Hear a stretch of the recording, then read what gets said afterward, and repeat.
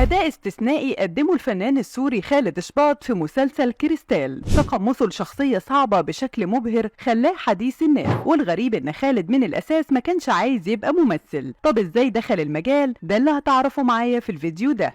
اتولد خالد عبد القادر شباط في مدينة دمشق سنة 1994. والده كان عنده شغف كبير للفن ونفسه يبقى ممثل، إلا إن الظروف منعته يحقق حلمه واشتغل حاجة تانية خالص وبقى شيف. خالد وإخواته كانوا متأثرين جدا بالجهد اللي بيبذله والدهم علشان ينجح في شغله، لدرجة إن خالد حلم يكون زيه ويشتغل في مجال الطهي، خاصة إنه بيحب الأكل جدا. إلا إنه ورث حب الفن عن والده اللي شجعه يحترف التمثيل عشان يحقق حلمه في ابنه. خالد أثقل موهبته بالدراسة في معهد الفنون المسرحية، وشارك في أعمال درامية قوية زي بقعة ضوء، مقامات العشق، الكندوش. إلا إن مشاركته في مسلسل شيكاغو سنة 2020 عملت ضجة كبيرة حوالين اسمه في عالم الدراما العربية، وده بسبب مشهد جريء جسد فيه قبلة مع الممثلة السورية ريام كفرنة، ووقتها اتفتحت عليه نار هجوم النشطاء على السوشيال ميديا اللي شافوا إن القبلة مش مدروسة ولا منطقية ومحشورة بشكل مبتذل. الفنان السوري دافع عن نفسه وقتها وقال: أحترم كل الآراء الإيجابية والسلبية، القبلة ما هي إلا رمز للحب، وفي المشهد ده ما قدمناش بهدف الشهرة أو خدش الحياة، ولكن لحبكة المشهد الدرامية. والمشكلة انه تم اجتزاء صورة من المشهد وتداولها على السوشيال ميديا بشكل سبب صدمة عند بعض الناس اللي ما شافتش المشهد بشكل كامل. كل اللي قدمه خالد في مسيرته المهنية كوم، والنجاح اللي بيعيشه حاليا كوم تاني. فالفنان السوري قدر يأسر قلوب المشاهدين بشخصية باسل اللي بيجسدها في مسلسل كريستال، واللي استعرض فيها قدراته وأدواته التمثيلية من أداء حركي وصوتي وتعبيري، نظرا لأن باسل في أحداث العمل بيعاني من متلازمة اسبرجر، ودي أحد اضطرابات طيف التوحد، وبتصيب أصحابها بصعوبة في التفاعل الاجتماعي وتأخر في النمو الإدراكي والحركي. جهد كبير بذله خالد قبل تصوير المسلسل، فقرب من طفل عنده 7 سنين مصاب بنفس الاضطراب، وخد منه تفاصيل من معاناته عشان يصبغ أداؤه بصورة واقعية. ومن بين 15 فيلم اتعملوا عن الاضطراب ده، شاف حوالي 8 أفلام وحاول يكملهم بعد ما بدأ تصوير دوره بالفعل، إلا إنه لقى نفسه بيدخل في نوبات بكاء شديدة وبصوت عالي نتيجة حالة تقمص الشخصية، وده اللي خلاه يوقف ويعتمد على المخزون من اللي شافه وعرفه عن التعب ده.